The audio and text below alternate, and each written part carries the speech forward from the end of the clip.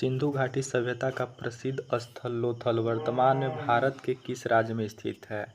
तो दोस्तों सिंधु घाटी सभ्यता का जो प्रसिद्ध स्थल लोथल है वो वर्तमान में किस राज्य में स्थित है? तो वो जो है वर्तमान में गुजरात राज्य में स्थित है। कहाँ स्थित है? वो दोस्तों गुजरात राज्य में स्थित है। चलिए अगले प्रश्न पे चलते हैं।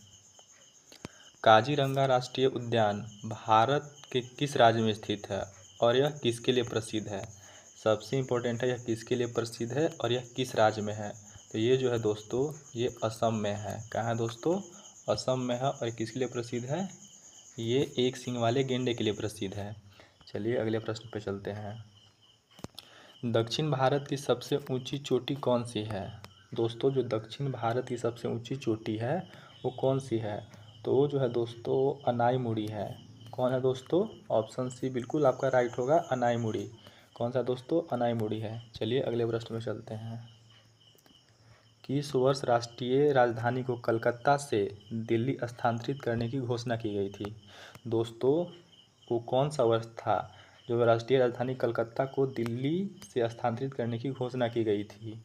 तो वो जो था दोस्तों वो 1911 था। कौन सा था दोस्तों? वो 1911 था। चलिए अगले प्रश्न पे चलते हैं। सौरमंडल का सबसे गर्म ग्रह कौन सा है? सौरमंडल का सबसे गर्म ग्रह कौन सा है? वो है दोस्तों शुक्र है। कौन सा है दोस्तों? सबसे गर्म ग्रह शुक्र है आपका। चलिए अगले प्रश्न पे चलते हैं। भारतीय संविधान के किस अनुच्छेद के तहत सामान्य नागरिक संहिता का प्रावधान है? जो भारतीय संविधान है दोस्तों वो किस अनुच्छेद के तहत समान नागरिक संहिता का प्रावधान है? तो जो आर्टिकल है दोस्तों वो आर्टिकल 44 है। कौन सा दोस्तों? आर्टिकल 44 है। ऑप्शन बी बिल्कुल सही है। चलिए अगले प्रश्न पे चलते हैं। भारत में वित्तीय आपातकाल संविधान के किस अनुच्छेद के तहत लगाया जाता है? जो भारत में वित्तीय आपातकाल लगता है दोस्तों वो कौन सा आर्टिकल के तहत लगता है? वो आर्टिकल है 360 यानी कि अनुच्छेद 360 के तहत लगता है। चलिए अगले प्रश्न में चलते हैं। नीति आयोग के पदेन अध्यक्ष कौन होते हैं? दोस्तों ये जो नीति आयोग है उनके पदेन अध्यक्ष कौन होते हैं? आप सबको पता होगा दोस्तों कि ऑप्शन सी जो है इसका बिल्कुल राइट है, यानी प्रधानमंत्री इनके अध्यक्ष होते हैं। चलिए अगले प्रश्न पे चलते हैं। लोकसभा का सदस्य बनने के लिए न्यूनतम आयु सीमा कितनी होनी चाहिए?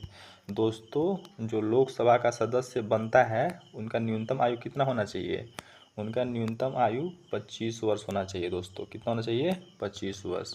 चलिए अगले प्रश्न पे चलते हैं। भारत में जीएसटी किस तारीख से लागू किया गया था?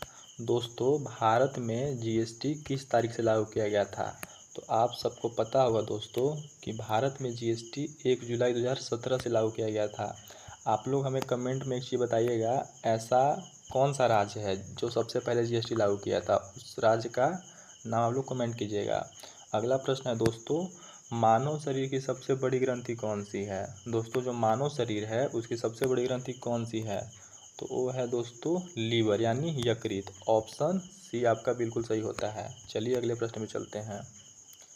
बिजली के बल्ब का फिलामेंट किस धातु का बना होता है? दोस्तों जो बिजली का बल्ब का जो फिलामेंट होता है वो किस धातु का बना होता है? वो बना होता है दोस्तों टंगस्टन का। किसका बना होता है? टंगस्टन का। ऑप्शन सी आपका बिल्कुल सही है। चलिए अगले प्रश्न पे चलते हैं। लाफिंग गैस हंसाने वाली गैस, जो लाफिंग गैस होता है दोस्तों जिसको हंसाने वाला गैस बोला जाता है उसका रासायनिक नाम क्या है? तो उसका रासायनिक नाम है नाइट्रस ऑक्साइड।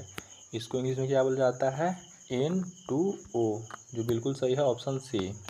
चलिए अगले प्रश्न पे चलते हैं।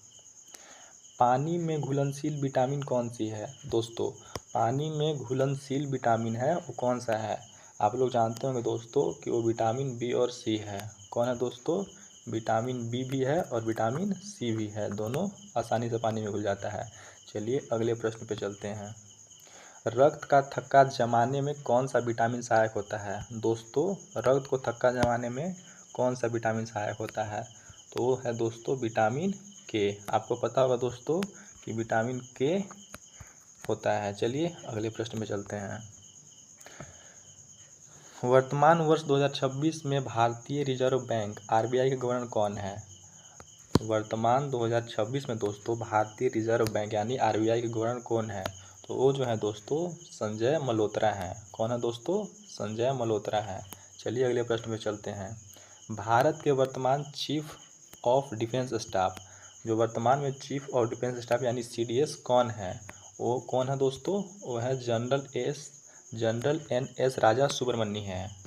चलिए अगले प्रश्न पे चलते हैं। कंप्यूटर का मस्तिष्क यानी ब्रेन ऑफ कंप्यूटर किसे कहा जाता है? कंप्यूटर का दिमाग आपको पता होगा दोस्तों कि उसे सीपीयू को कहा जाता है। किसको कहा जाता है? सीपीयू को कहा जाता है दोस्तों। चलिए अगले प्रश्न पे चलते हैं। ओजोन परत वायुमंडल के किस परत में पाई जाती है? दोस्तों ये जो ओजोन परत है वो वायुमंडल के किस परत में पाई जाती है? वो पाया जाता है समताप मंडल में। किसमें पाया जाता है दोस्तों? समताप मंडल में। चलिए अगले प्रश्न पे चलते हैं।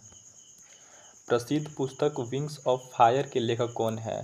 प्रसिद्ध पुस्तक दोस्तों विंग्स ऑफ फायर के लेखक कौन है? आप सबको पता होगा दोस्तों कि इसका राइट आंसर है डॉक्टर एपीजे अब्दुल कलाम। कौन है दोस्तों? Doctor APJ Abdul Kalam. बिल्कुल सही है ऑप्शन बी। चलिए 20 में से आपका कितना सही है वो कमेंट जरूर कीजिएगा। फिर मिलते हैं नेक्स्ट वीडियो में, तब तक के लिए बाय बाय।